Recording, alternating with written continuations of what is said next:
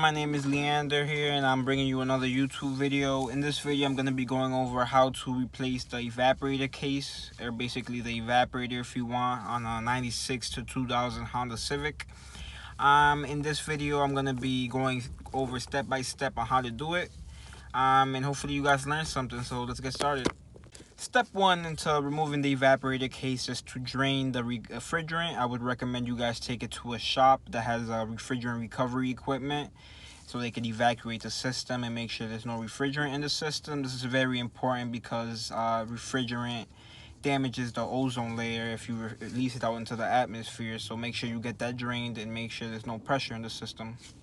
Step is to remove the AC lines that connect back here. I would recommend removing the battery first, and in order to access it easier, that's where the evaporator case would typically be, and there will be two bolts, one on the bottom and one under it. You would just take those bolts off, 10mm bolts, and remove the AC lines. And yeah, step 3 would be to remove the glove box. It's pretty easy. There's two tabs that you push in on both sides and it will just come out. So next is gonna be a little cover right here. You remove that cover with just a screw that's up here, and once you do that, you'll have access to this bolt, and you take this bolt out, and this bolt, you might have to take this out, I don't know yet, but yeah, let's see where it goes. Clip, I was wrong. You're gonna have to remove these two little small bolts and maybe this. Yeah, so once you remove the glove box, and it'll be easier to take it out. This is not the original evaporator case. This looks like a different evaporator case, or for a different vehicle. So typically there would be one. Where the hell is it? So if you had an evaporator case that came with the car, you'll have one up here, a nut up here. You'll have a bolt up somewhere around here. You want to remove that, and this bolt right here, and this bolt right here. If you remove the bolts up here, down here, and right here, and another bolt right here, you would have the space. Right now would be a good time to clean any debris in here. You don't want the leaves and stuff in here, or affect cooling and stuff, heating and stuff. So you clean that up, and it's not gonna be the same since it's a different evaporator case. But this is the original one that came with the vehicle. Got it from a junkyard. I'm in the process of cleaning it. It's a little bit dirty, but once I clean it, I'll get back to the next step.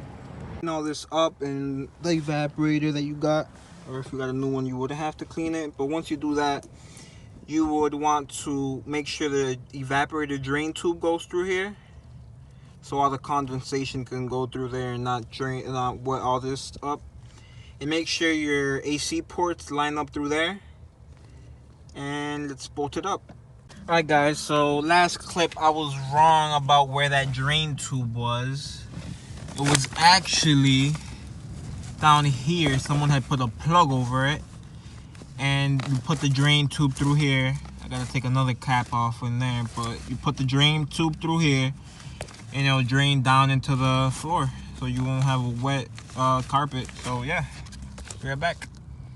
Okay, so once you have everything bolted up, you would reverse order and pull everything back how it was.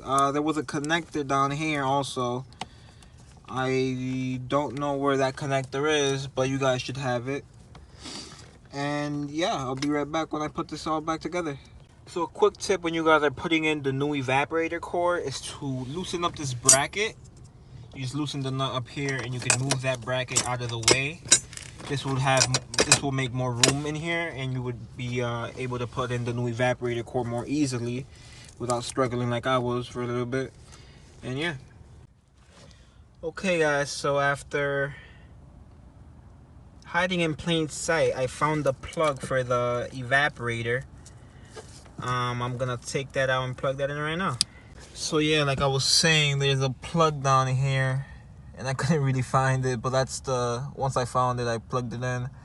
That's for the expansion valve, which is in the evaporator right next to the, not in the evaporator, but it's in the evaporator core right next to the evaporator. And that, I think, controls the operation of the expansion valve depending on the temperature input you put. And yeah, once you plug that in, you should have your glove box all back together. And yeah, guys, that's how you install a new evaporator core on a 96 or 2000 Honda Civic. The install wasn't that hard. The only hard part was to remove the refrigerant. It's a big inconvenience to some people since they don't have the tool or equipment to do it.